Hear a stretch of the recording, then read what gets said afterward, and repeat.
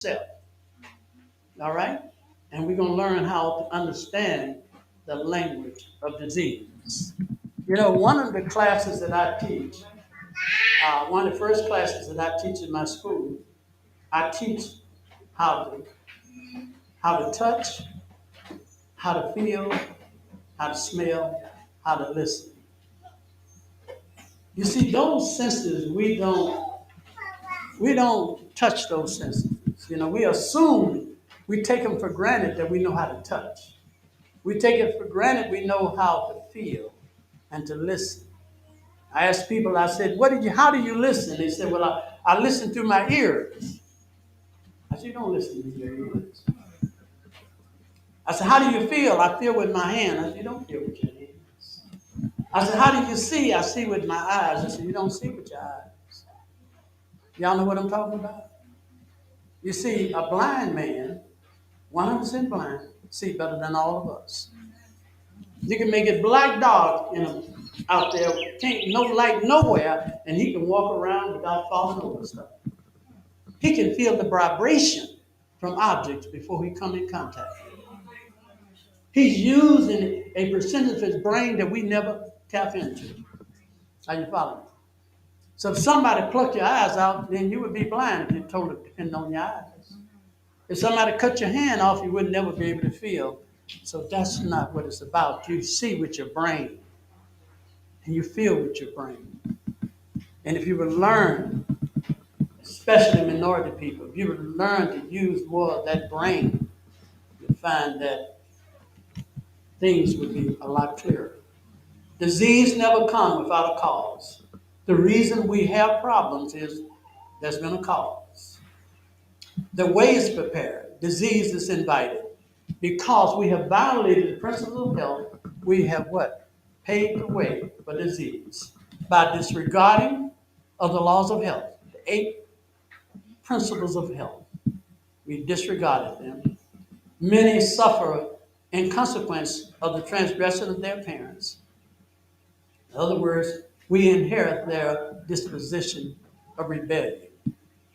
My mama cooked that way, I cooked that way, we lived that way, I lived that way. We inherit their disobedience. And I tell people a lot, I said that you can take a person, I love to pick on Jamaicans, so I'm glad I'm in Trinidad. I'm not going to pick on Trinidad people because I'm here. But I tell people you can take a Jamaican out of Jamaica, put him in New York City, and he'll learn how to live and eat like a Jamaican. Do you understand? You can make him a vegan, vegetarian, and even eating a curry goat. And he'll learn how to take that tofu and make it taste like curry goat. Ain't that something? Because it's in his genes. It's been passed on through his family tree. And so while they are not responsible for what their parents have done, it is nevertheless their duty to ascertain what are and what are not the violations of the laws of health. So we need to search and find out what are the laws of health and what I should do or should not do. They should avoid the wrong habits of their parents and by correct living place themselves in a better condition. So people is simply saying that we cannot do what our parents have done. We need to be born again so we can follow the pattern of our new parents. What your body say about your health? Your body has a language. The restored power is in nature. The impurities of the body is toxic waste. The sediments in your system that is retained in the system. The impurities of the body, if not allowed to escape. How do these impurities escape the body? Through the colon, through the skin, through the lymphatic system, through the lung system, through the urinary system, through the lymphatic system, through the liver. All channels of elimination. There are 7 channels of elimination. And so, if the impurities of the body is not allowed to escape, they are taken back into the blood and forced upon the internal organs. So all this toxic debris that should be expelled from the body is circulating in the body and is coming to those organs to be expelled and it's not able to do it.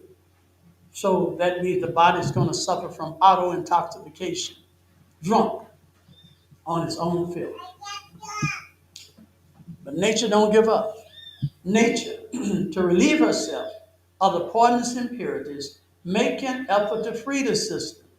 So now your body recognizes that you have all these contaminants in your system. Your body's going to make an effort to get rid of it. And when that happens, you produce a fever. A fever is a what? Friend, right? You know that. That's elementary there. A fever is a friend. So nature produces a fever in order to produce what we call phagocytosis. Phagocytosis is where the body generates white blood cells to come to the rescue of the body. Produce a fever, stimulate the bone marrow to release those white cells to go out and find the invader. But even then, if those who are afflicted would assist nature in her effort by the use of pure salt water, much suffering would be prevented. Okay, so if we would learn to assist nature, that means that your body needs some help. It needs some help. Your colon, your blood, and your lungs need some help. And God has given us some helping hands, and that is the things of nature to help relieve the toxicity of the body. But many, instead of doing this and seeking to remove the poisonous matter from the system, they take a more deadly poison into the system to remove a poison that is already there. So instead of trying to detox, cleanse the system, we take more toxic drugs in the system to what? Relieve the symptoms. But the symptoms is a messenger that's letting you know something is wrong. Do you want to shut up the messenger? No, you don't want to do that. You want to let that messenger speak because it is trying to help us. Your symptoms are messengers. That knee pain that you have is a message. I have arthritis in my knee. Yeah, you have inflammation. If you didn't have pain, you wouldn't know it, right? So praise God for the pain. Now I can do something about it. I can assist nature in a house cleansing. Another incident is uh, a blood pressure. In a healthy person, low blood pressure is a sign of good health as long as the systolic pressure is above 80. Very low blood pressure in a person with heart disease could be a sign of heart failure. So if that blood pressure is low, it could be a sign that that person has heart disease. If it's extremely low, it could be heart failure. One type of low blood pressure that could predict the future of heart problems is called systolic hypertension. So you want to know, well, I need to go to the doctor to find out what the condition of my heart. The thing that I have stressed, we must be a human x-ray machine. And I am known as the human x-ray machine. And I want you to be like that. And look, I'm tired of carrying this burden. I see people, I shake their hand, and I already done picked up something. Just shaking their hand, I know something's wrong there. I look at them, I see something wrong. I look how they walk, and I can tell something's wrong with their structure. I can listen to the sounds and noises from their body, the clicking and the clacking, and I know something is wrong.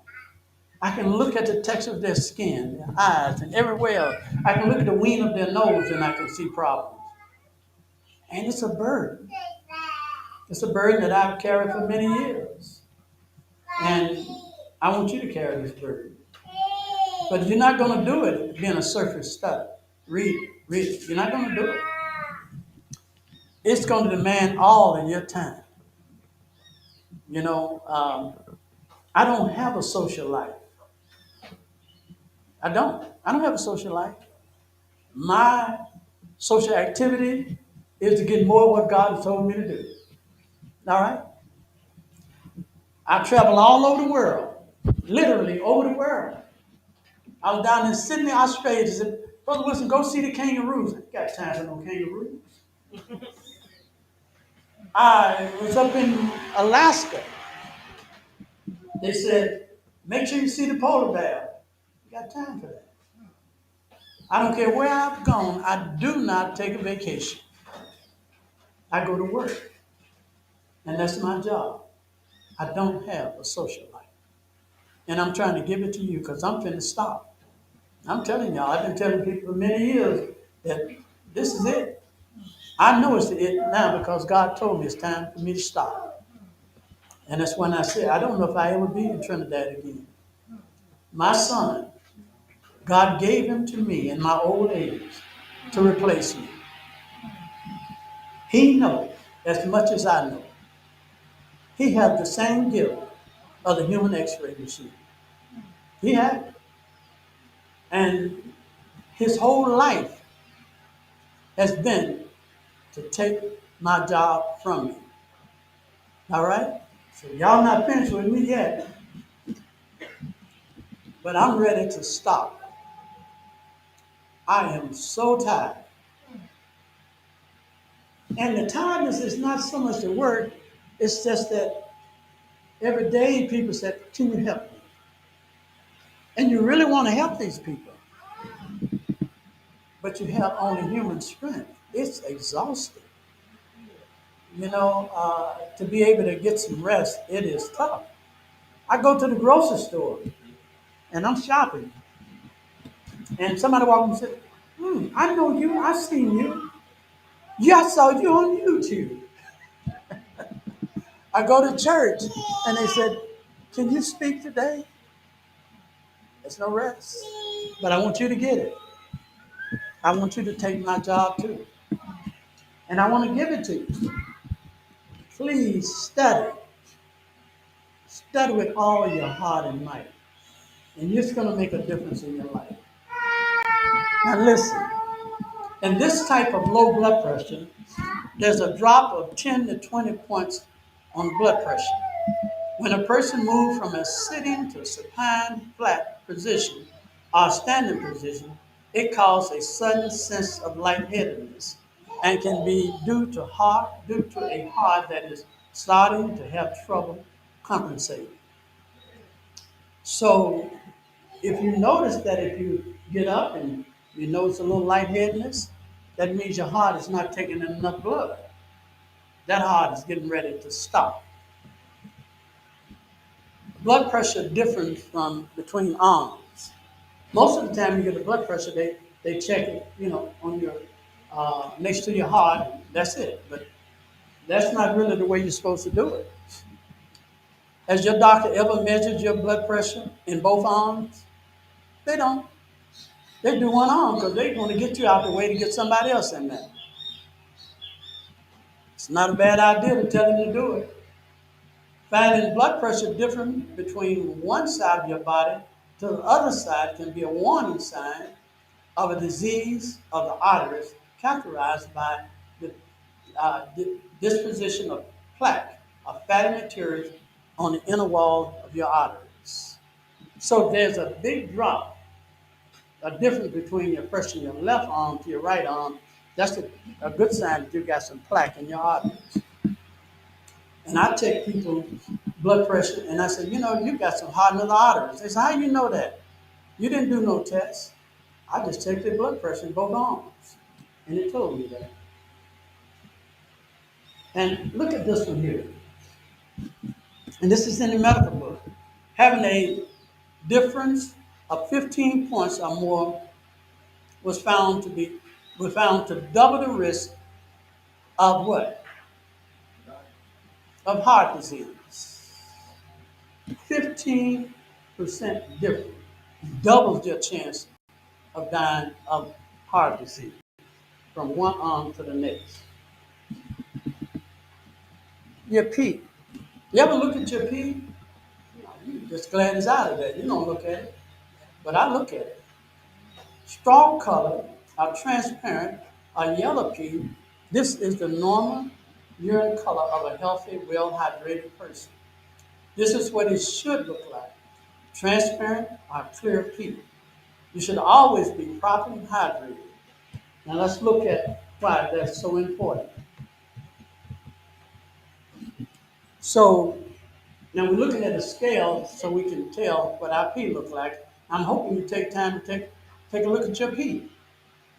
So if it's fuzzy like, then you got kidney problems. If your pee is yellow to normal, uh, then transparent, yellow or normal. If it's dark yellow, you need to drink some water soon. If it's brown, you're severely dehydrated and you're putting a stress on your liver. If your pee is reddish or pink looking, it could be from some foods or it could be that you got blood in the urine. If your pee is crystal clear, uh, that's not good. That means you dropped too many electrolytes. It should be kind of a pale straw color. It's very healthy. If it's a honey color, you're dehydrated. If it's an orange color, you're dehydrated, putting stress on your liver and your bowel. Your bowel. If it's green, it's a genetic problem. So, just knowing those things can make a difference. Most people have bowel movement, or everybody have bowel movement, should have it, uh, and yet they don't take time to introduce themselves to their bowel movement. They really don't. But you should introduce yourself. When you get finished, you should take a moment and introduce yourself. Say, I am the house that held you, and I want to check and see what's going on in that toilet. All right? And you look at it. If your pieces come out hard, little lumps and pieces, then you're dehydrated, constipated. All right? If your pieces come out with a black color, dark color, you're possibly bleeding somewhere up high in the intestinal tract. If your pieces come out with streaks of blood in it, you probably got hemorrhoids or polyps. If your pieces come out with a green color, it could be from taking iron supplements, or it could be from overactivated bile. I mean the BILE. So your stool should have a sausage type shape to it, not overshaped, and that would be healthy. If you're having 5, 6, 7 bowel movements a day, you severely constipated. Diarrhea is not a bowel movement. You're expelling the fluid off, leaving the sediments behind. And so you're bagging up waste. Sisters, if you want to get pregnant, you better, you don't want to get pregnant, you better listen to what I got to say right now. All right? Okay, now, and sisters, because you're in the perimenopause age or menopause age, you can still get pregnant. Little Johnny and little Sue going off to school, and we said, honey, we got it made now. I'm in perimenopause. You can get pregnant going through the change of life. Some of y'all recognize it, okay? Oh, thought you didn't have it. Bob didn't have it. And you're coming all over you. So you better let it slide. You may not be, you may not be safe. So ovulation is real important. You can detect ovulation from your cervical mucus. Uh, if your cervical mucus is dry and sticky, you're not ovulating. You're not ovulating. If your mucus is creamy looking, ovulation may be coming. It's on its way.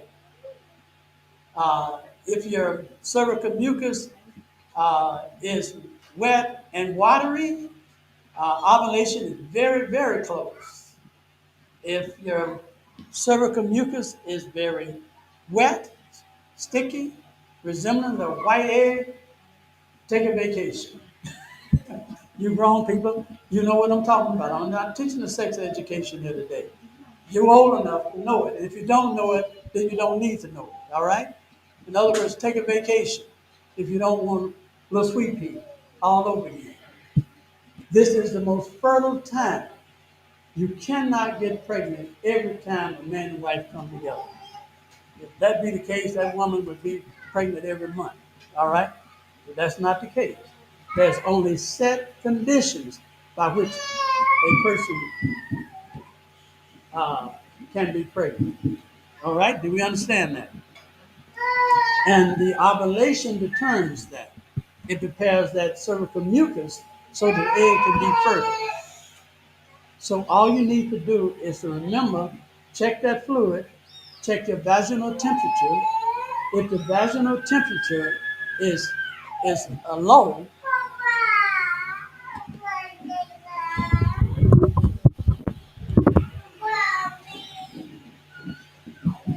okay, if the vaginal temperature is low, it's very difficult for you to get pregnant.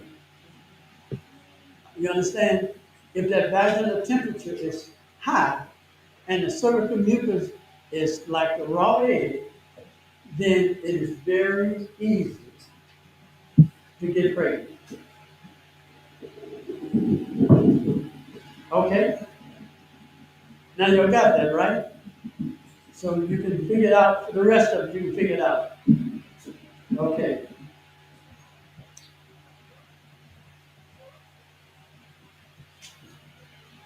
Since we've been having a lot of experiences with COVID and COPD, respiratory problems, we need to understand what to do about that.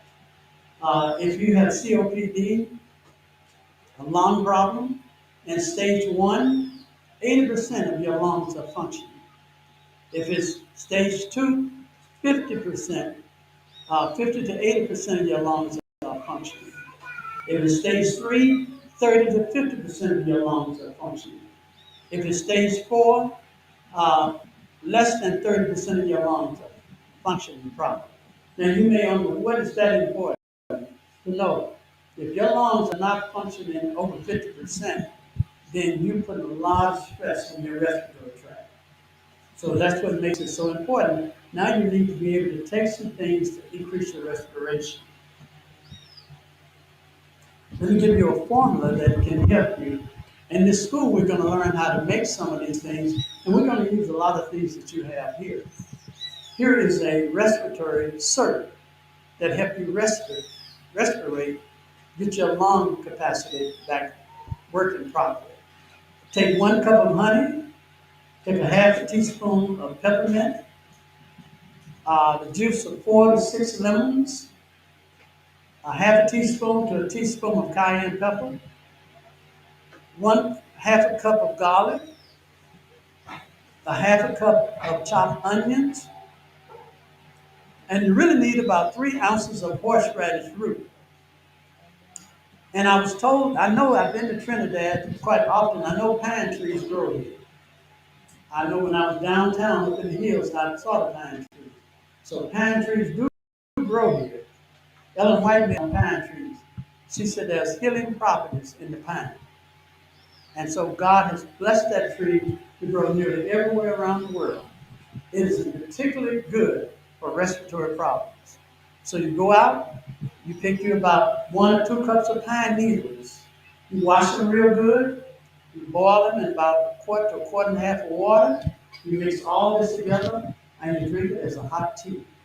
And that would knock COVID and any respiratory problems right out of your body. Brother Stewart and his wife, they ran a center in Oklahoma during the whole COVID outbreak. And they never had felt a case. Everybody came to their center and got well. You look at Brother Stewart and his wife and you say, well, what did they do? These people ran one of the most successful health clinics in America. All right? So I believe in him. You are being left in hand. That's Brother Albert Stewart right there. Raise your hand, Brother Stewart. Him and his wife. They're very highly qualified to treat almost every disease. So if I'm not here, don't worry. Uh, you're left in hands. All right? Now, if you're working with somebody with whooping cough, now that's a tough one right there. So it's a little more to that whooping cough. Now, all this we're going to teach you how to do. Whooping cough, you need about 1/4 cup of turmeric. You need about 3 heads of garlic. You need one whole onion. You need a tablespoon of mustard seeds. You need 3 tablespoons of menthol crystals. You need 10 ounces of honey. You need 3 ounces of horseradish root.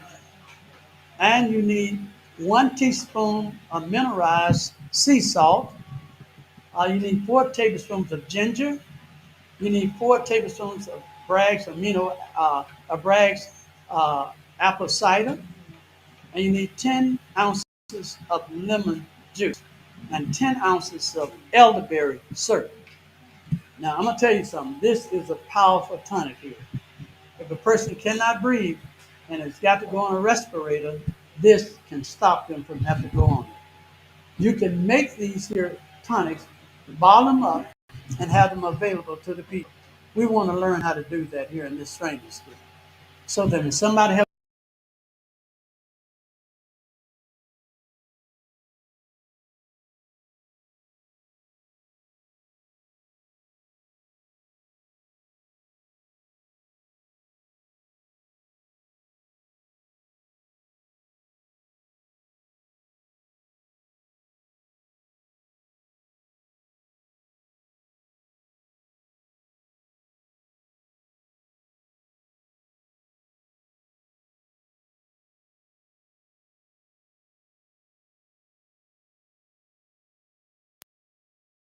rub them down with olive oil, and we can shoot these infrared lights right through their body. It mimics radiation without the toxic effect of radiation. It is a wonderful treatment, and I thank God for it because it has no toxicity, no radiation exposure, but it will penetrate those lungs and any inflammation in the body.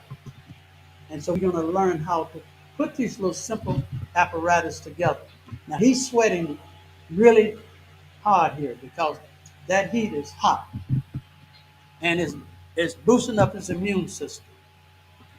I'm going to cut the lights off so you can really see the effects of it. In most cases, when you cut the lights off, you can actually see the skeletal part of the body. You can see actually into the skeleton of the body. And that's what we call the herbal ray treatment. Very relaxing treatment. We want to learn how to do that. We also want to do a steam bath. We're going to teach you how to make your own steam cabinets by taking PVC pipes and plastic and making your own steam cabinets. And so that a person can take a Russian steam cabinet, a treatment, steam treatment, or we're going to teach them how to make their own steam tent. And we simply put the vaporizer up under the steam tent, and we can sweat that person. Purpose of that is to boost their immune. Key component to disease is to stimulate the immune system. It is very important to be able to do that. Also, we're going to teach you how to deal with unblocking the sinus. Some of us have polyps. We're going to teach you how to remove polyps in the sinus area. You can take 1 tablespoon of an herb called bloodroot, grind it up into a powder, put it in a paper bag, shake it up, and let a person sniff that up in his nose. The bloodroot particles will stick to the polyps in his nose, and it will break down the polyps and remove the polyps out of his nose. They have scar tissue. You remove scar tissue out the nose. In this case, this young man got a blocked sinus. We took some salt water, put it in his nose, and a little golden seal tea, and rinsed his nose out because he had a blocked sinus. And we put a hot compress over his sinus, and we was able to open the sinus up.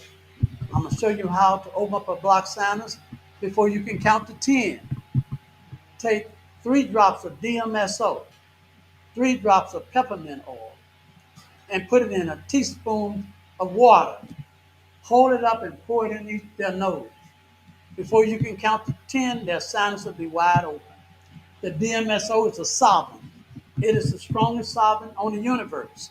It will penetrate through tissue, scar tissue, polyps, and it will dilate and open up the sinus where you can breathe easily.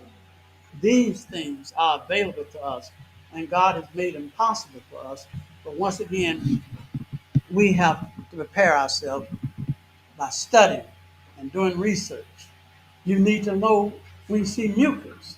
I remember some of y'all heard a brother named Thomas Jackson at Mead Ministry, well known, one of the great medical missionaries in the world. His name Thomas Jackson at Mead Ministry, and him and his lovely wife, we are very close friends. We got started in this work together. We was trained. We was trained by the same man, the man that was a student to Julius Gilbert White, trained me and Thomas Jackson and some of the elementary principles of medical missionary work. And so I tell you this story because one day went to St. Louis, and it had snowed up there, and uh, ice was everywhere, and I couldn't travel. And somebody brought a 16-year-old girl to my center, and she had pulmonary problems, severe respiratory problems. When they called me, I said, I'm in St. Louis, I'm not home. They said, well, we at your house. We need you to help us with our daughter. She got severe pulmonary problems. And I said, well, I'm not going to be able to do it. I said, but contact Thomas Jackson. He lived in the same area. They went to Brother Jackson's house. And Brother Jackson, I talked to Brother Jackson. And I said, Brother Jackson, get a 5-gallon bucket of water. Have the girl to spit in it. If it sink to the bottom, she'll be dead by morning. And ain't nothing you're going to do about it. I said, the only way you're going to save her, you got to suck the mucus out of her body. I said, if you don't suck it out, she gonna gag to death. Because the mucus is so thick and it's settling in her stomach, she's gonna cough, and that mucus is gonna come up to her throat, close her windpipe off, and she gone. And he followed my example. Later on, a few hours later, she started coughing. Big ropes of mucus. And he took his mouth and put his mouth over her mouth and her nose and began to suck the mucus out of her body. Now, some of you mothers, old time folks, you know what I'm talking about. This sister here know what I'm talking about.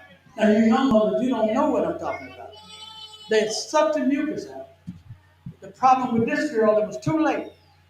That girl was dead by morning. She died. And that nearly wiped Thomas Jackson out.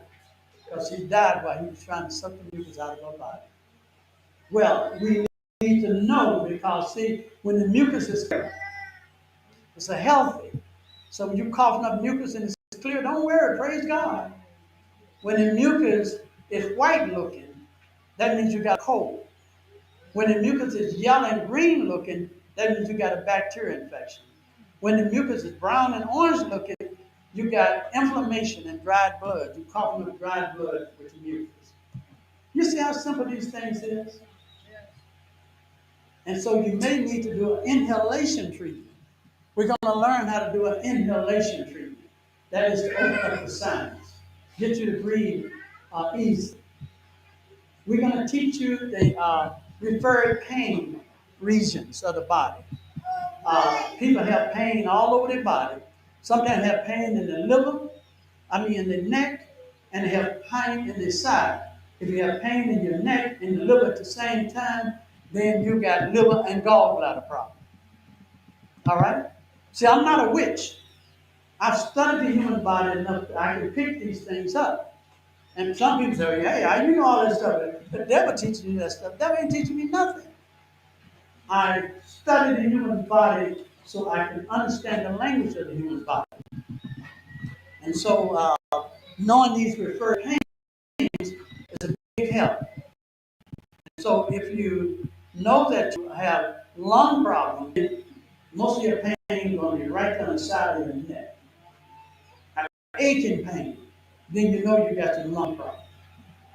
If you get a pain that starts in your chest and radiant down the backside of your hand, arm to your fingers, then you're getting ready for a heart attack. Just knowing this can help a lot. If a person don't know they're diabetic, but they're having frequent urination. The reason they're doing frequent urination is they have a surplus amount of glucose and sugar in their body, and their body is trying to cast it out. They're urinating the sugar out through the urine. The body's trying to get rid of the sugar. If they have excessive thirst, that means that because they've been urinating so much, the body's telling them you need to drink water to rehydrate yourself. A diabetic needs to drink plenty of water so they keep themselves rehydrated. If you have increased hunger, that too can be a sign of diabetes. Weight loss. There's a wasting process sometimes when people are diabetic. They lose weight in spite of eating a lot. Tiredness and fatigue, that could be a sign. Lack of interest, having a problem focusing on things because the sugar level is so high.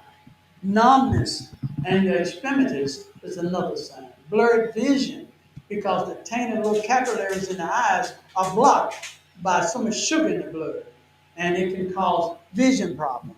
That's why diabetics have problems with their eyesight.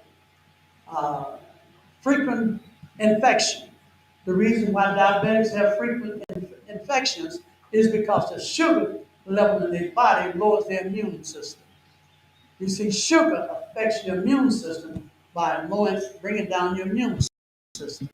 And so if you're diabetic, your immune system is compromised already low. Do you know the reason why they said that if you're diabetic, that you're more prone for COVID? Because you already have a compromised immune system. You already have a precondition for it. Your immune system is weak. And if the immune system is weak, you have a greater chance to get COVID. So this is why you've got to make sure you keep that blood sugar in a normal level.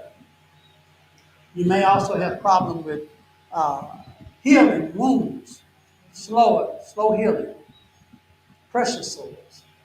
That's because poor circulation from diabetes. Now, some of us have problems with, uh, I could tell some of you stand up and squat and you click. And you say, what is that, brother? Well, it could be two things.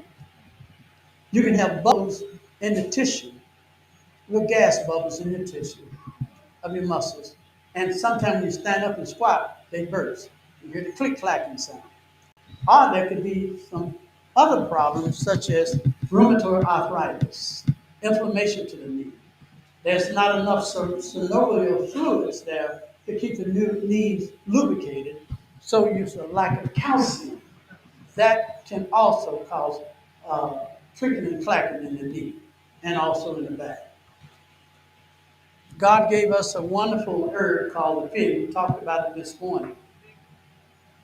And a great number of conditions can be really helpful. It gets good for all things like upset, teeth problems, gingivitis, gum problems, boils, warts, blisters, ulcers, abdominal growth, scar tissue, and many more, even cancer. We seen evidence of that in Hezekiah. I talked to you this morning about when Hezekiah was sick. The prophet of God brought him a message that he should die and not live. The king cried to the Lord, and the Lord heard him and sent a promise that he would give him 15 more years to live. Too bad he didn't use that for a good reason, right? You know what he did during those 15 years? He brought forth a son named Manasseh, and he was the most wicked thing he ever was. If he had went on and died where God intended for him, Manasseh would have never been born, and all that apostasy would have never been introduced to Israel. God knew best. But because he loved that man, he gave him 15 more years. And you know what else he did? He introduced the heathens to the temple of God. He showed them all the gold and the silver in the temple. And them Babylonians came down to get all of it. So sometimes when God says it's time for you to die, it's time for you to die. All right? Don't be pleading to God, please spare him a little bit longer. Mm-hmm. It's his time to go. Anyway, this fig is fantastic. She said instead, he was given direction to make a poultice of figs, laid it upon the afflicted. This was done, and Hezekiah was restored to health. And said, it would be well to treasure this prescription which the Lord ordered to be used. more than we do. I cherish this remedy. Every time there's a breast cancer lump or cyst, I return it right back to the fig. Figs are rich in germ-fighting activity of latex. It can draw out toxins, stimulate the lymphatic system. So if you got a swollen gland, because you got breast cancer or any cancer, the gland is swollen. Put a warm fig poultice on it,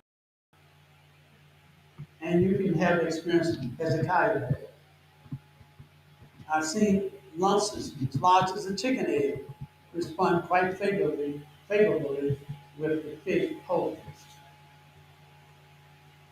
Figs have a wonderful compound in it that can attack even aggressive breast cancer and other related cancers. And I'm going to talk to you about it. Now, this is talking about the fig. It is rare for a natural molecule to garnish the attention of the medical researchers with two completely different cancer-fighting properties.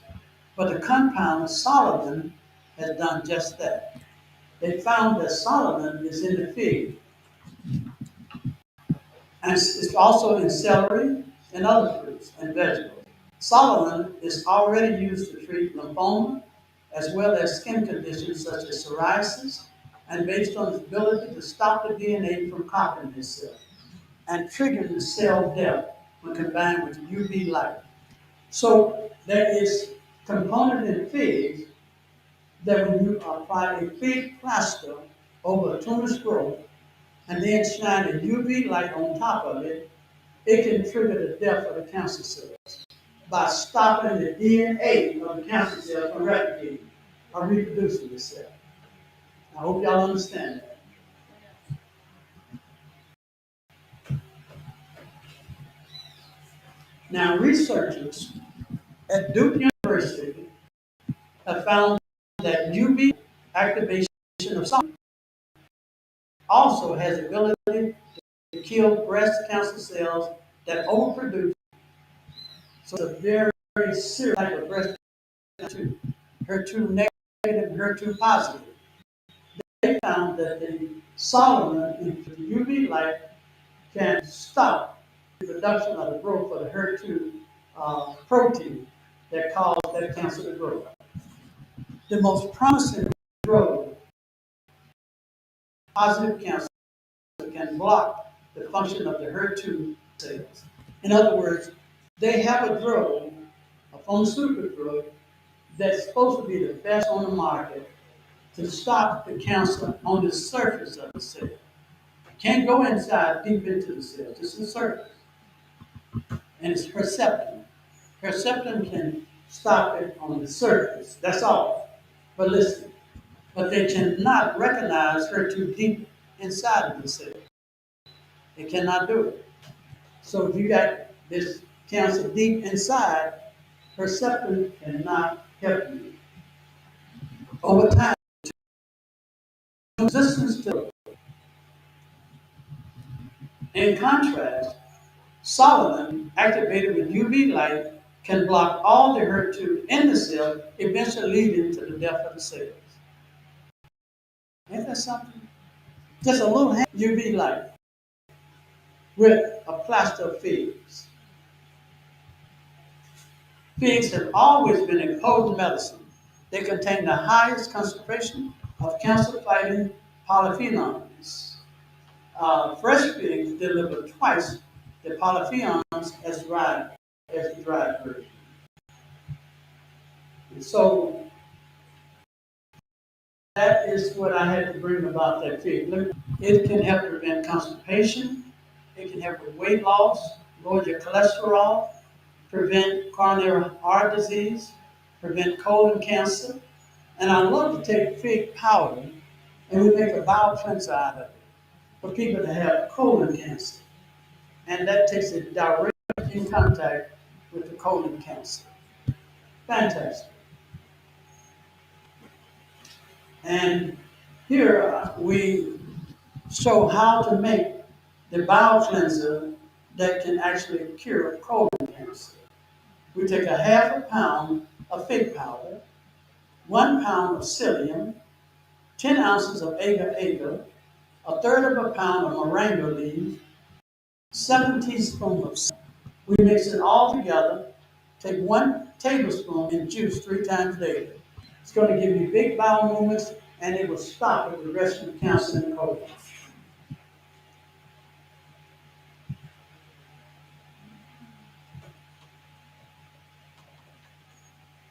Peripheral edema. It's difficult to deal with. It's really difficult to deal with because this edema swelling take place, and there are different types. Found that one of the best remedies for dealing with this type of edema is horseradish root. And what we do, we take horseradish and we lemon juice, and we mix it together and let you drink it. And it serves as a very powerful diuretic. It flushes that fluid right out of your body. If your legs are swelling, or you got any swelling or fluid in your body, it will pull that fluid right out. Another one is, I work with a lot of people that have brain tumor, brain cancer. Brain cancer is very difficult to work with because as the brain swells, it only has a small space for it to expand. And so that makes it difficult. As the brain swells, a person can have seizures, the convulsions, and you have to stop that. In my experience in dealing with brain cancer, as long as we keep the swelling down, we got a lot of time to kill the cancer cells. But if you don't know how to bring the swelling down, then you're going to have problems controlling this type of cancer. And so we do a thing called tofu poultice. Tofu poultice. That's simply where we take a block of tofu and we crumble it up, put it in the freezer, get it really cold to the point where it's almost frozen, but it's not. Take it out the freezer and mix a little flour in it, a little garlic in it, a little ginger in it, and we mix it up like we're going to make bread.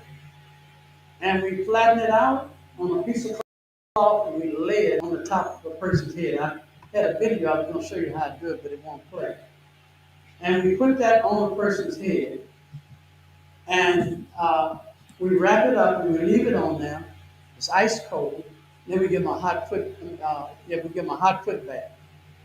What is the purpose of putting a cold compress on the head with a hot foot bath? They have congestion in the brain. Too much blood in the brain is congestion. So we want to move that congestion where? Down to the lower extremities. By giving them a hot foot bath, the arteries and veins in the foot expand with the heat. Heat causes the arteries to expand so it can take in more blood. Cold causes it to constrict. So up here, the arteries are constricting, pushing the blood out. Down here is expanding, taking in more blood. That's recirculating that blood that's congested in the head, taking it down to the lower extremities.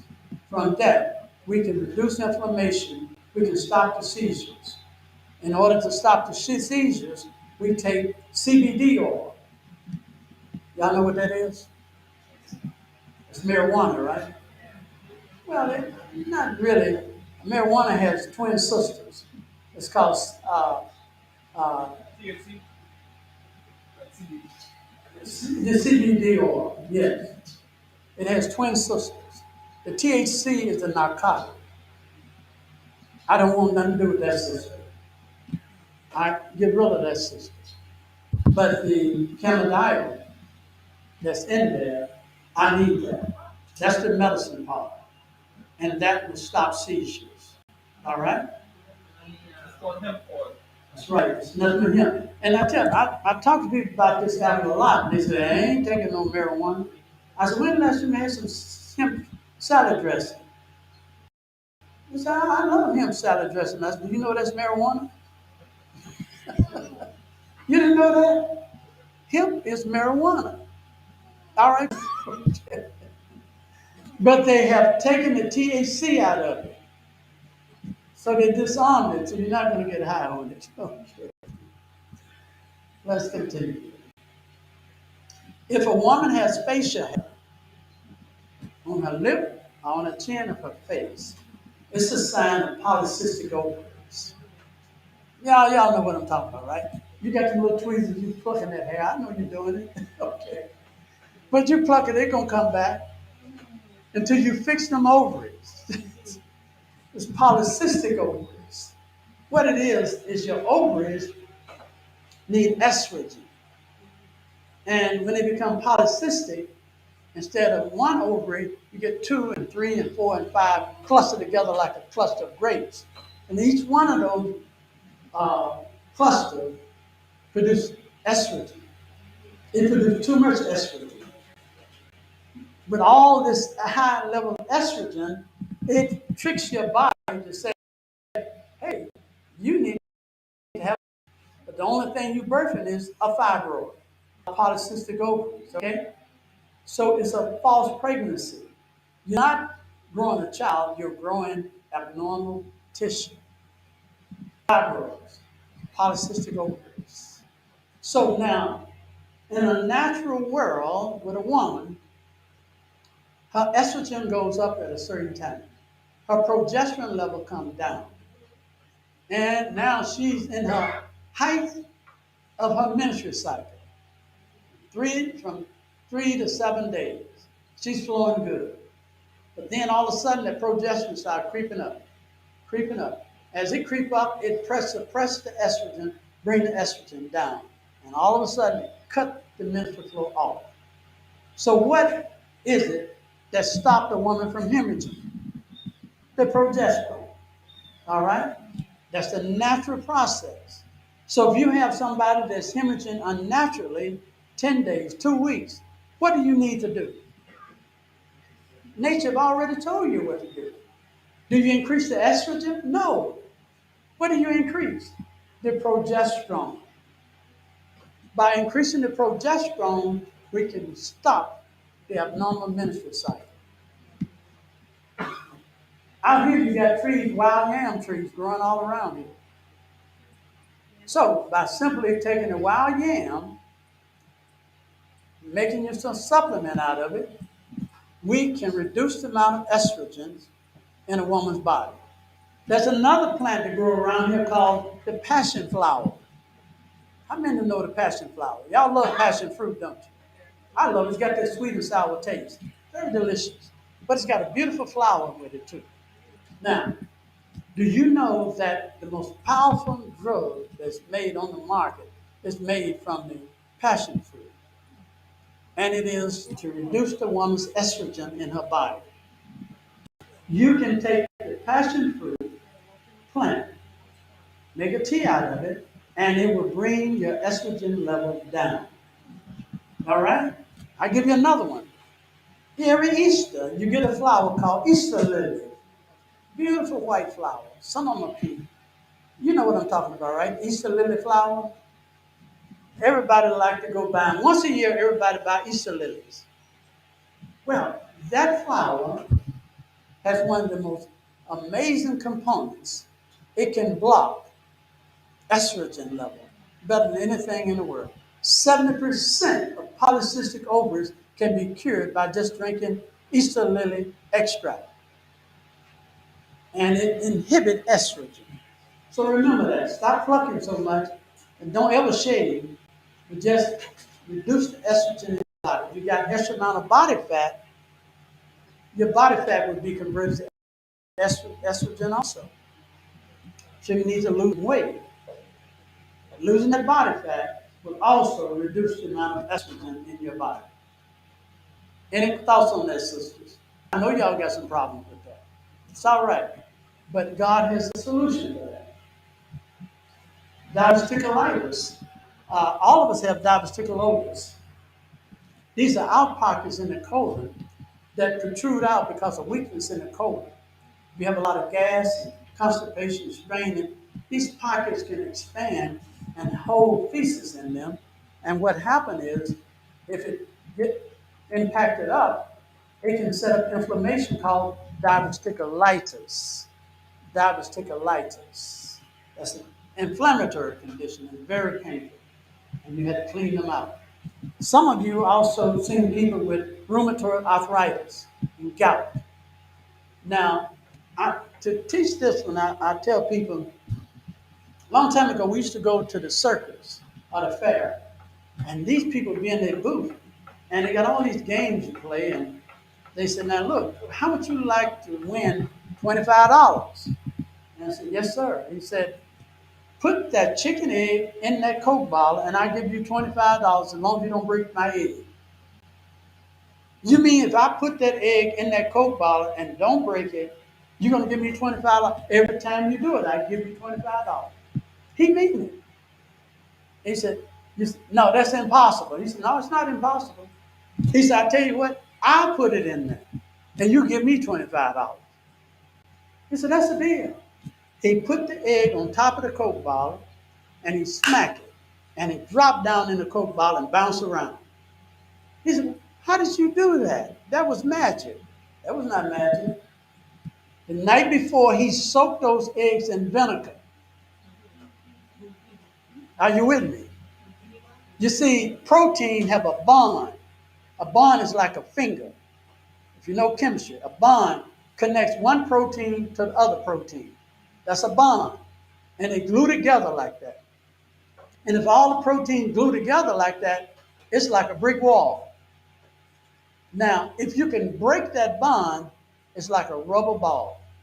The vinegar dissolved the bond between the protein, rendering the protein rubbery like. Now that bond will reconnect later, but he's already took your $25.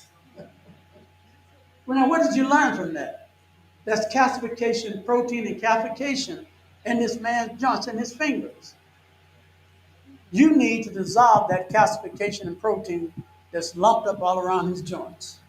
Soak his hand in warm vinegar and let the vinegar break down the protein and soften it back up again. Also, use the warm castor oil packs. Castor oil soaps also are very good. You need a knee replacement. Doctor said you got to get a knee replacement. Take a bulb of garlic, chop it up, blend it up, make a paste out of it, stick that on your kneecap, and get ready to cry. Because it's very painful. I mean, very painful. It's going to put blisters on your knee as big as a chicken egg. Take a sterilized needle. Once them blisters come up, big blisters, take a sterilized needle and prick it. And that's going to release all that fluid in those blisters. When that fluid is gone, the inflammation is gone, you don't have to get a knee replacement because it has drawn all the inflammation off the kneecap. Now, some of you, you're not going to want to do that because 6 hours of pain, no, you're not going to want to do that. So you go to the doctor, he get a big old needle. He said, I'm going to draw that inflammation off your kneecap. And he take that big old needle and stick it in your knee and suck that stuff out. He said, wow, doctor, that was pretty good. I don't have no more pain. All right? It's the same thing. It's just that the garlic will draw it out instead of the needle doing it. This treatment on a diabetic. Do not use this treatment on a diabetic. You cannot blister a diabetic. Now, did y'all get that? So please don't go out sticking this on everybody. Make sure they're not a diabetic. So you can see them big blisters, right? Yeah, you can see those blisters. You got to prick those blisters and draw that fluid right off. That's where the pain and inflammation is. Anytime you have pain, you're going to have swelling and fluids. You twist your ankle, it swells, right? Yeah, that's because that fluid comes there to contain the inflammation, to stop it from spreading anywhere else. See, I'm pricking it right here. I took a sterilized needle and I'm pricking that, draining that fluid out of it. And when you do that, you don't have to go and get a knee replacement. And it may darken your kneecap like that because that garlic will burn you like a 3rd-degree burn. See somebody with uh, a big spot on their face, on their body. You say, what is that? Is this a birthmark? That's not a birthmark. That's ringworm. That's ringworm. Okay, so that's a parasite. So how do you treat a parasite? Sometimes children like to play in the dirt and they get ringworm, right? Well, the people know what to do with that in the country.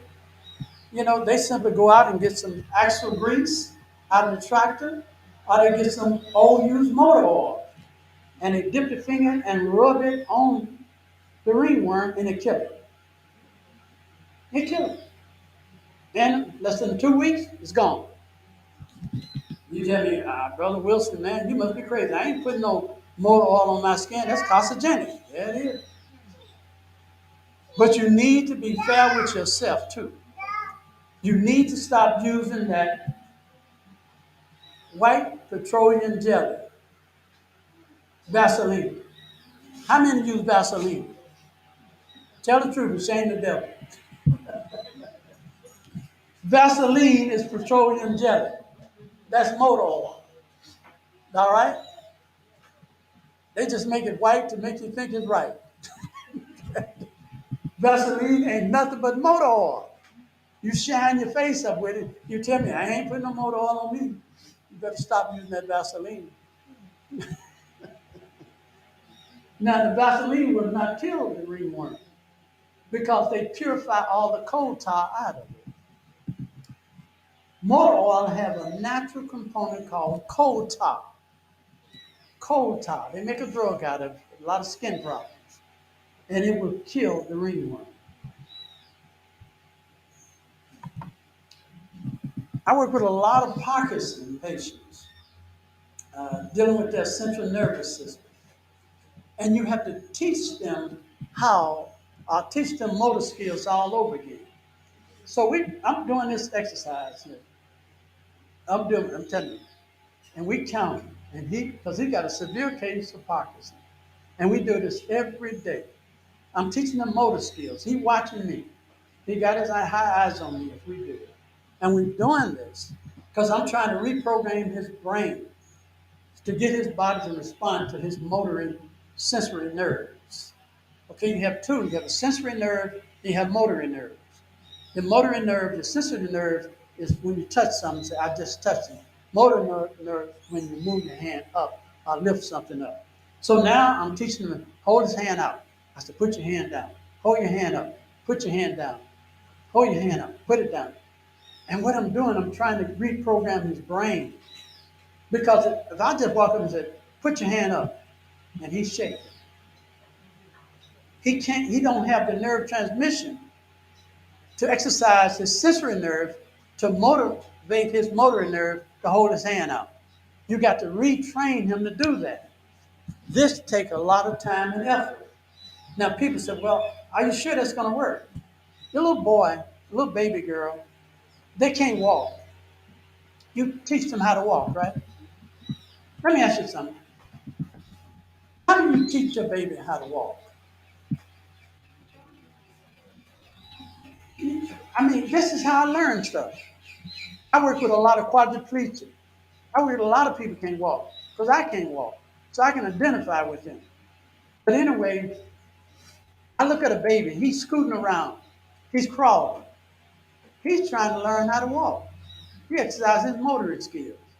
Do you know how I train a person how to walk? I teach them how to scoot and how to crawl. Do that make sense? That's the way nature did it. That's the way you learn how to walk. You scoot and you crawl. And you seem to did pretty good with it. So I simply tell that person, get on the floor and let's scoot around a little bit. Now, let's see, can we crawl? If they can crawl, they can walk. All right? Now I can get them up and I can train them to stand upright. The problem is, now I'm teaching this man how to walk, and we walk, and I'm counting back and forth, back and forth. He's sitting down walking. Are you following me? His brain thinks he's walking, but he's not walking. But he's using the same nerves and mental faculties as walking. I do that, and I keep doing that. Now I'm doing patty cake man. How many ever done patty cake making with your children? How do you do it? You don't know you're teaching eye and motoring and sensory nerve skills. That's what you're doing. Coordination. Now I'm teaching them how to stand up, sit down, stand up, sit down. I'm almost there now. After 1 month of doing this every day, twice a day, I should have him about ready to walk. Okay? Now we're going to learn how to walk. And remember now, he's a severe case of Parkinson.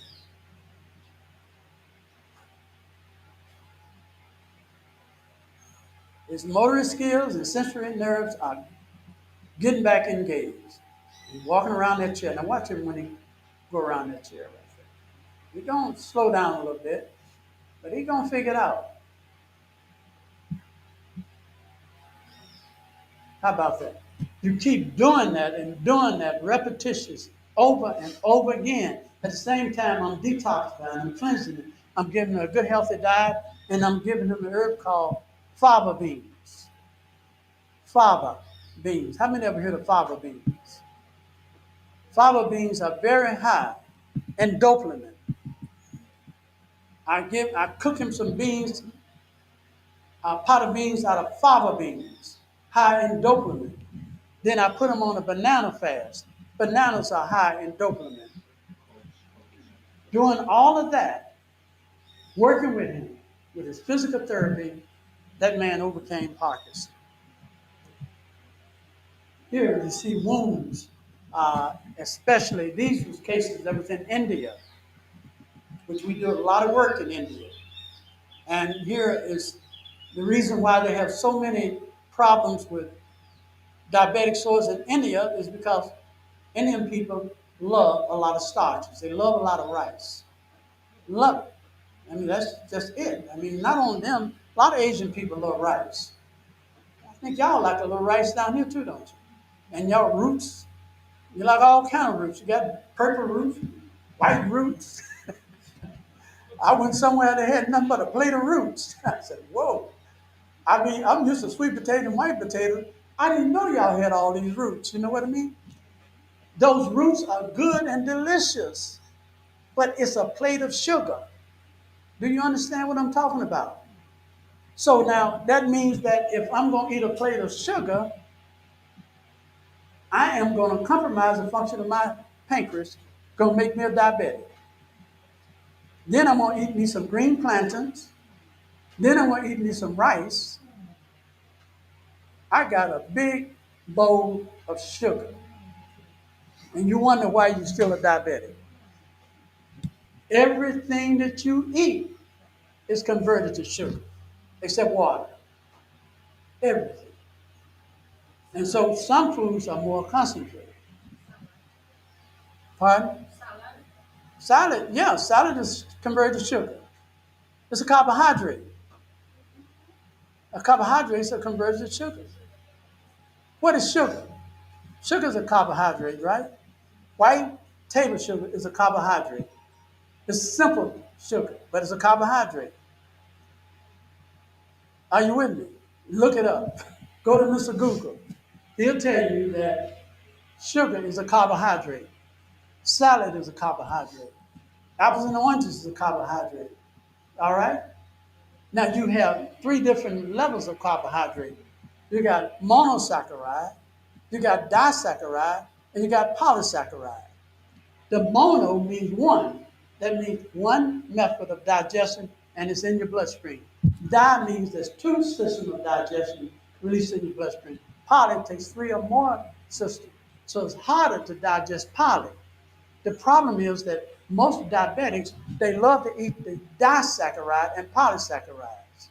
And that's where their body is taxed with too much rice, too much yam, too much green potatoes, green plantains. There's nothing wrong with those foods. Those are delicious foods, but you don't eat them all together. If you're going to eat some plantains, have a big salad.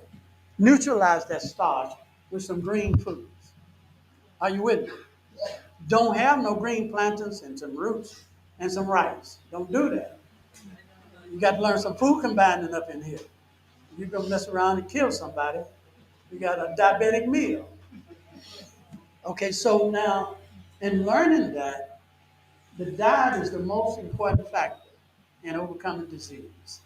So we had to educate them, stop eating based on your ethnic and cultural relationship. You know, we are children of the kingdom.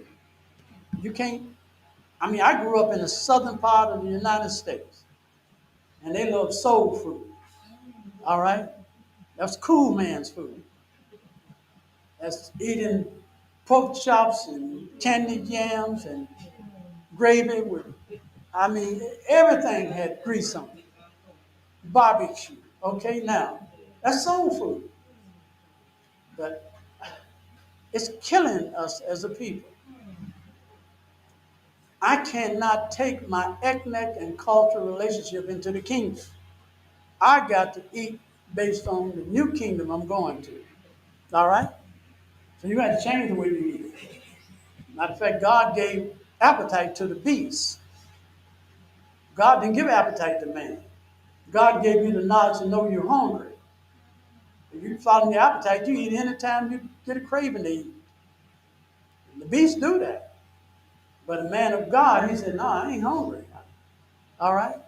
A man that's following appetite, he can eat all the greens and collard in the world.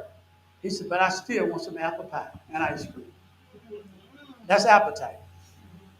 But if he following the knowledge to know he's hungry, he said, I'm satisfied. Many of us eat too much food. People ask me, they said, Brother Wilson, I don't see you eating that much. I don't. I don't. Mm-mm. I ate enough this morning.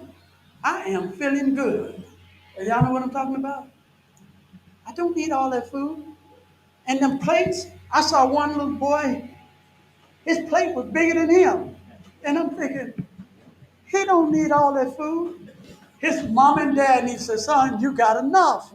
He said, Mom, I ain't got enough. Uh-uh. The mom and dad said, you got enough because I got enough for you. You training him to glut. Don't need all that food. We eat too much food, people. Even good food. We eat too much of it. Cut back on the food. And your health, your brain will be able to discern things better. Many of us, Ellen White said, when we sit down to eat, we should get up with the same feeling we sat down with. You know that's not the case. Man, I'm hungry. I could eat this place out.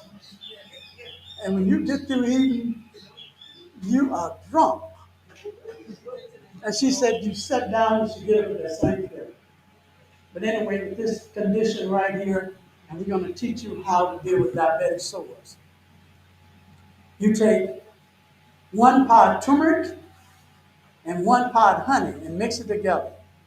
And you apply that as a plaster over the diabetic sores. That is fantastic. Yes. I can't hear you. Well, mm-hmm. Hey, you asked a good question. Because I would have dealt with a person that had mm-hmm. something like that condition, and that if they were complaining of things, that's why I asked. Yep. It burns. Now, did you know the reason why it burns? You learn obedience from the things which you suffer. You learn obedience from the things which you suffer. Okay? Why did your mother give you a spanking when you was disobedient? So you won't do it again. All right. So it's all right. Pain ain't a bad thing. You learn. I brought this on by my disobedience. If I learn to obey, I won't have to keep using that turmeric and honey. It do burn. It's all right. It pain go away. You do that for about several weeks. Then you get 1 pod myrrh and 1 pod golden seal and 1 pod rosemary powder.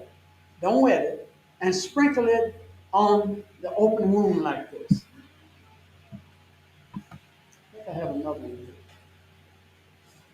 Sprinkle it on the open wound. Then you let, and then after you sprinkle it on there, when you sprinkle it on, you do not try to clean all of it off. This is a mistake. Most people go in and say, well, let's got to clean all that gold and silver and myrrh out. Don't do that. You get a spray canister and you spray the wound with hydrogen peroxide. Some of the gold and silver and myrrh are going to come off. Some are going to stick to the tissue. Leave it there.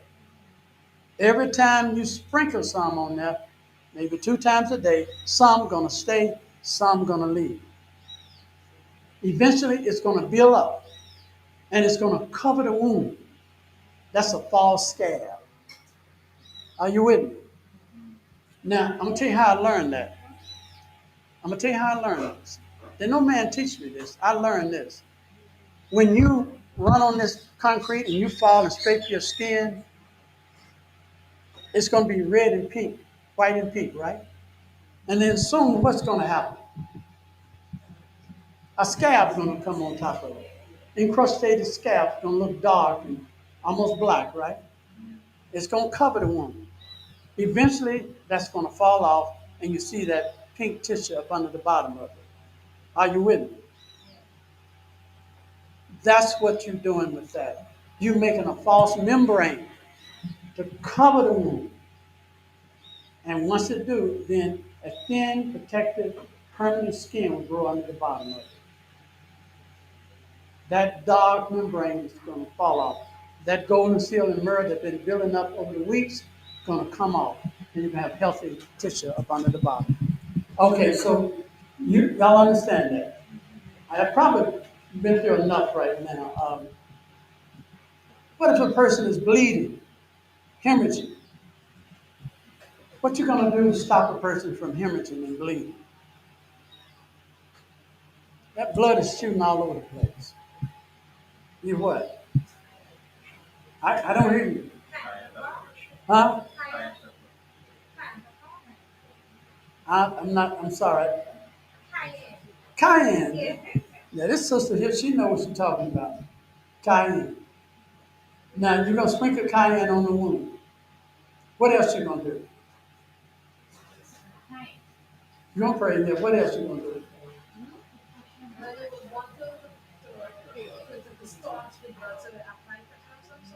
Speak up. All right. Now, see, she know what she's doing. So you do a pressure. Put pressure to the wound. And you hold it there until coagulation set in and the blood bleeding stops. All right? That's what you do. But if a woman is hemorrhaging from the vaginal area and she have a bleed out, and how you going to stop that? You can't do it like that. So what do? You go get your soft cotton cloth and you take you 4 tablespoons of alum root, alum, A-L-U-M. Better yet, that's the old English word. The new word is called crane's bill, like a crane, crane's bill. They're the same thing. You take about 4 tablespoons of crane's bill, or alum root. You put it in about 12 ounces of water. You make a tea out of it. You take a soft cotton cloth and you dip it in the tea and you wring it out. Don't wring it dry. Roll it up into a suppository and you pack that in the vaginal canal tight as you can get it. Push it on up in there, tight as you can get it.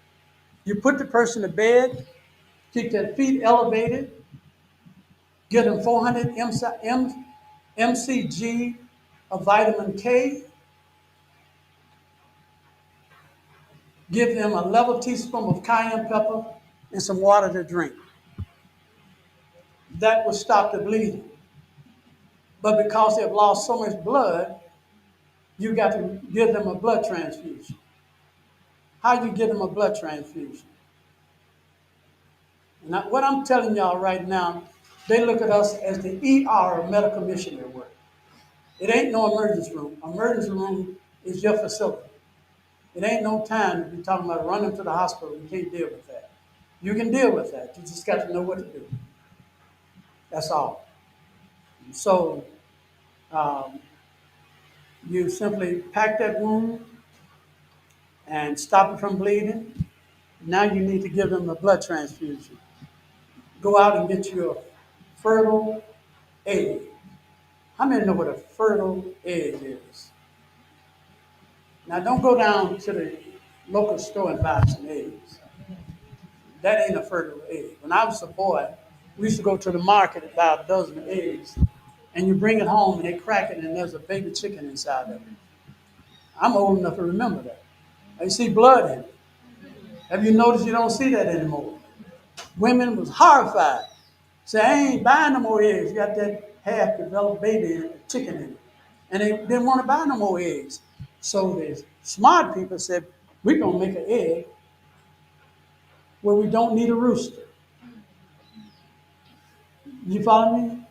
Now, them yard chickens, we got a rooster out there. Them eggs can produce. But those eggs you buy in the grocery store, they ain't going to produce no baby chicken.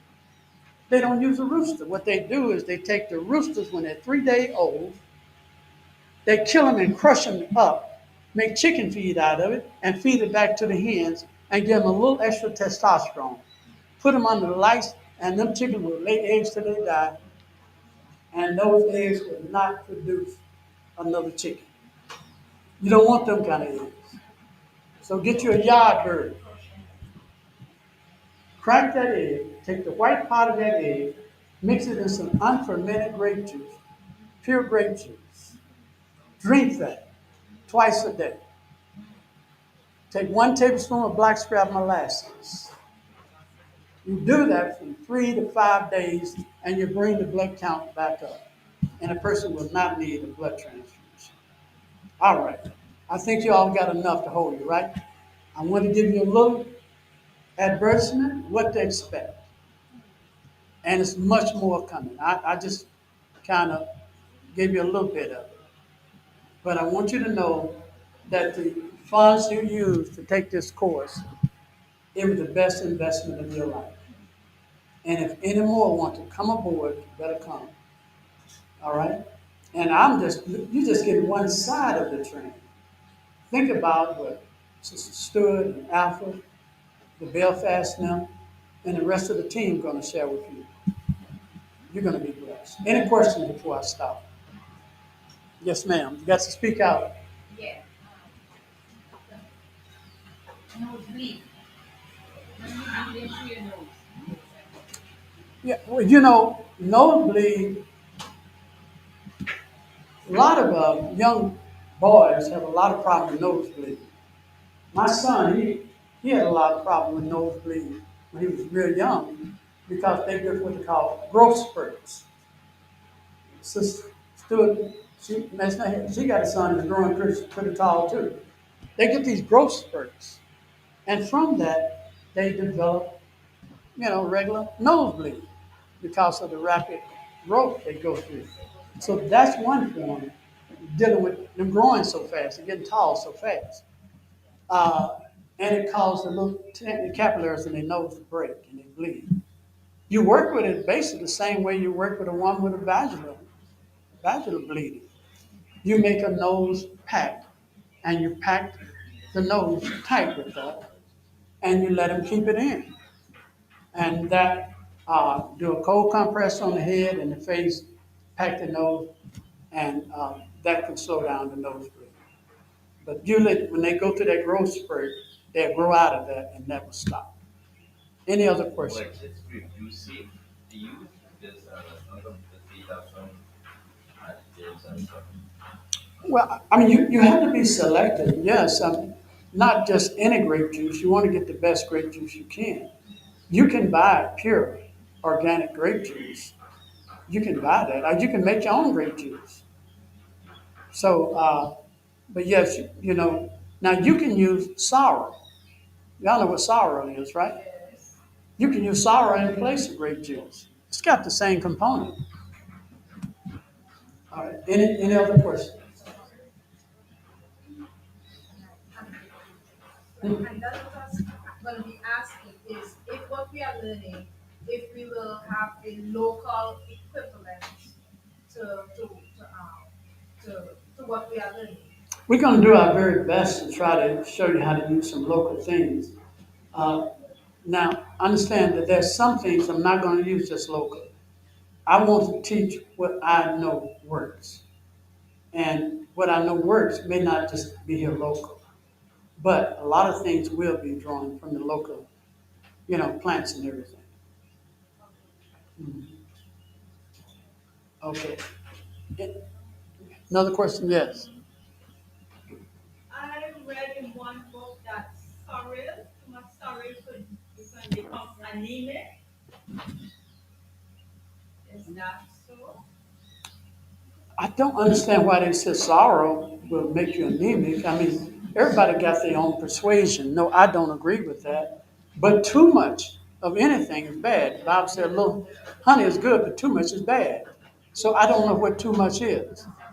Uh, Everything should be under moderation. So now, eating too much sour could have a diuretic effect, and that could have an effect on it. But other than that, there's nothing wrong with sour. Yes.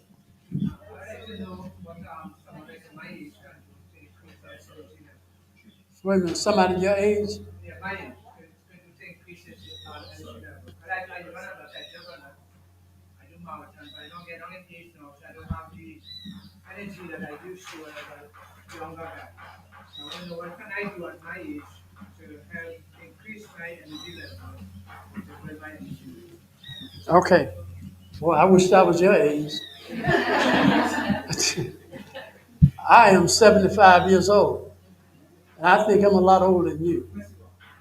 Okay. And I got pretty good energy. All right? I mean, matter of fact, I got real good energy.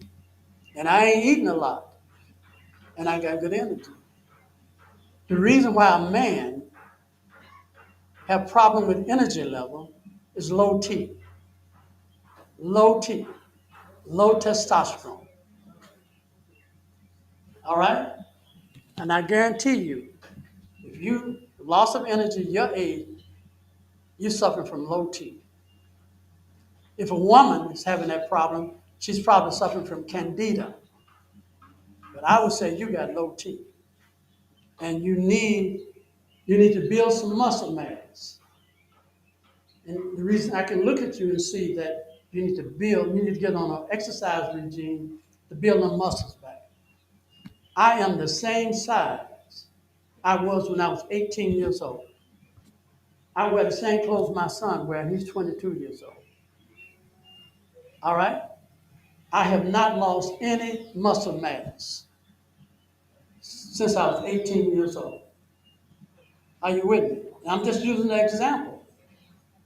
Aging do not necessitate loss of energy, fatigue. You should be able to have the same stamina you was when you was a teenager. But you got to use the muscles. You have to do it. A man is built to use his muscles. If you don't, you're going to suffer from belly fat. You see, we have only a small percent of estrogen. We have 10% of testosterone. But if you don't exercise, your body will increase the estrogenic level, and your body will transform your body to the same weakness of a woman, and you will lose your muscle mass. You will have belly fat, and you're just going to lose that stamina. So you really got to get down, exercise, keep that body, reduce your amount of eating, and tone that body back up, and stay young. In the Hunza land, men are 100 years old still having babies. Women are 80 years old and still having babies. That's in Hunza land, northern part of India, still having babies in their upper 80s and 90 years old. Something's wrong. And them people don't even believe in God, not our God, but they still able to produce them babies. It's because they're hardworking people up in those mountains, drinking good spring water, eating a lot of apricots and good healthy food. Okay, I fussed enough. I'm gonna turn it back over to the church. Is that all right?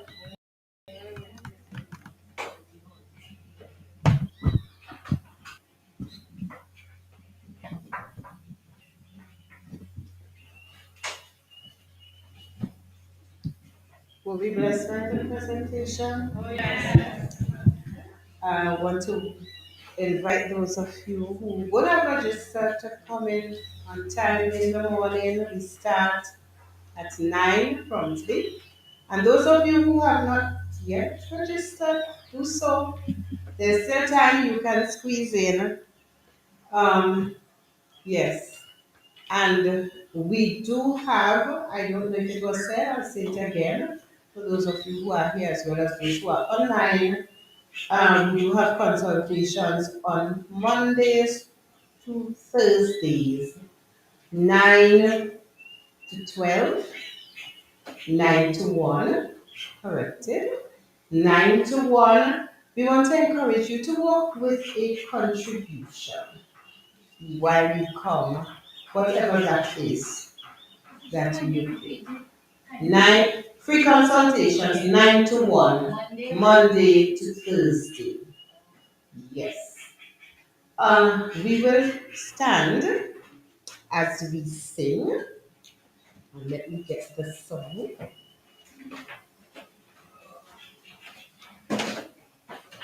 Number 88 in our books. If you do not know it, it's the evening prayer. If you do not know it, then I will change it. If I only let it so to me. I of course want to wash you. No? Okay, so we will stand and sing. I'd rather have Jesus. Number 89 in our books. If you do have your hymnals, it is there. I do not know the number. We want to thank Elder Newman Wilson for his presentation this afternoon as well as this morning. Number 89 in our books. I'd rather have Jesus. Pardon? 327 in the hymnal. Thank you. I'd rather have Jesus than silver or gold. I'd rather be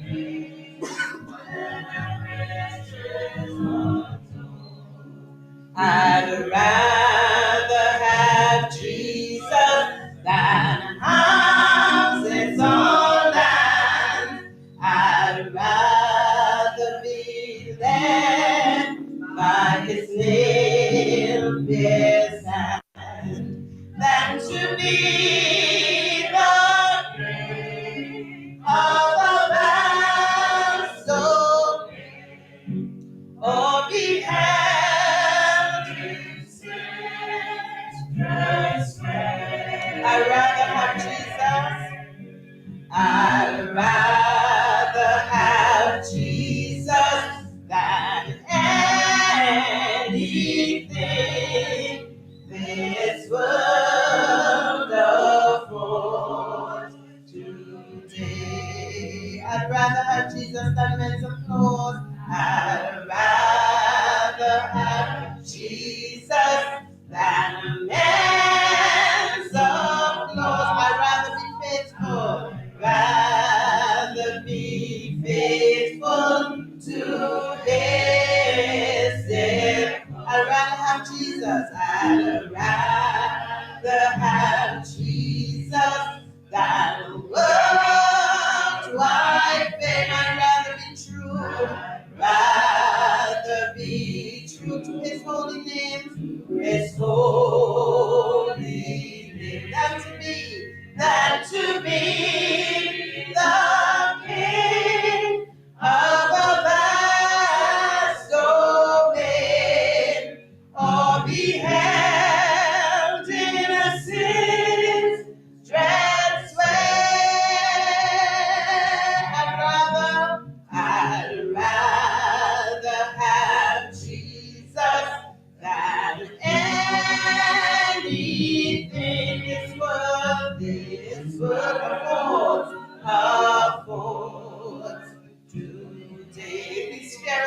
lilies of forest bloom. He's fairer than a rarest.